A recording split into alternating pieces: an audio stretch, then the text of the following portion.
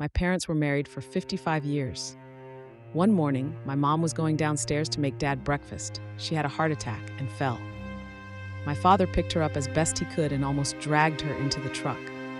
At full speed, without respecting traffic lights, he drove her to the hospital. When he arrived, unfortunately, she was no longer with us. During the funeral, my father did not speak. His gaze was lost. He hardly cried. That night, his children joined him. In an atmosphere of pain and nostalgia, we remembered beautiful anecdotes, and he asked my brother, a theologian, to tell him where Mom would be at that moment. My brother began to talk about life after death and guesses as to how and where she would be.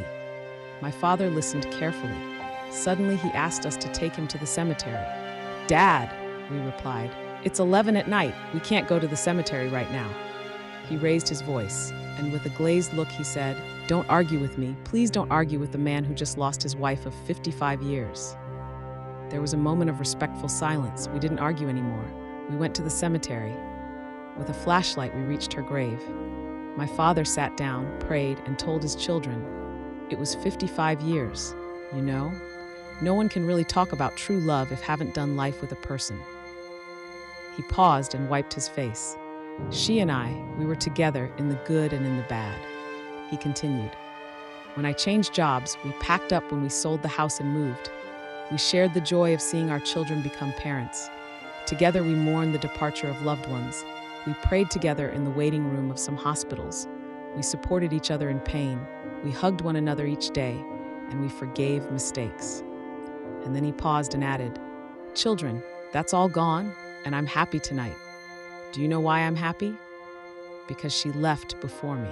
She didn't have to go through the agony and pain of burying me, of being left alone after my departure. I will be the one to go through that, and I thank God for that. I love her so much that I wouldn't have liked her to suffer."